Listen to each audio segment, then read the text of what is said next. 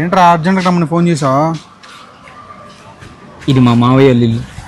అయితే మా మరదలు ప్రపోజ్ చేద్దాం వెళ్తే మా మావయ్య ఇంట్లోనే ఉన్నాడు. ఏం చేయాలి అర్థం కావట్లేదు. అందుకే ధైర్యం కోసం నేను పిలిచా. ప్రపోజ్ ఉంది, పెళ్లి కూడా చేసేద్దాం. అసలుకి ఈరోజు మంచి రోజురా. నిజమా? అవునరా. పదా రారా అల్లుడు రా.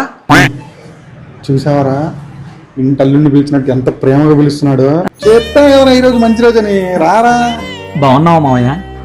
బాగున్నాను రా. ఇప్పటిదాకా అమ్మాయి నీ గురించే మాట్లాడింది. నా గురించి మాట్లాడుకున్నారా? నీ మరదలు నీకంటే ఫాస్ట్గా ఉందిరా. నువ్వు వచ్చేలోపు నీ గురించి మొత్తం చెప్పేసింది. చెప్పా కదరా ఈరోజు మంచి రోజు అని. మరి నువ్వేమన్నావు మావయ్య? అమ్మాయి ముచ్చట పడితే నేనేమంటాను రా. సరే అన్నాను. చెప్పానా మంచి రోజు అని. Super bro. మావయ్య నీ కూతుర్ని పిలవచ్చుగా. అమ్మా బావొచ్చాడు, బయటికి రా అమ్మా.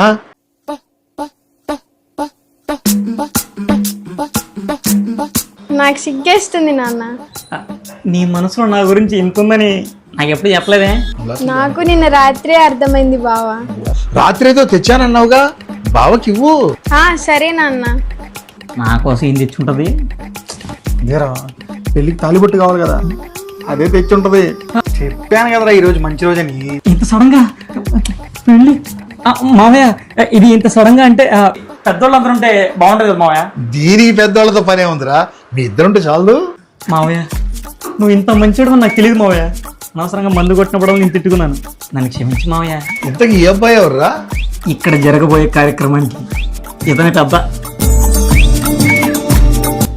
కంగ్రాచులేషన్స్ రా బ్రో. ఖర్చు లేకుండా పెళ్లి చేస్తున్నాడు మా మావయ్య. కట్నం మాత్రం కొంచెం గట్టి గడిగే. అవన్నీ నేను చూసుకుంటా కదరా. ఓకే. కళ్ళు మూసుకో బావా. దేనికి? అంటే ఫస్ట్ టైం కదా, నాకు సిగ్గేస్తుంది.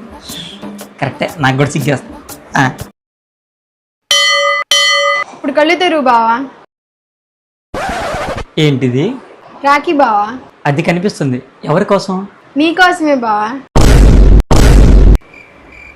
అవునరా, దానికి ఇప్పుడైనా అన్నైనా బావైనా ఎవరున్నారా?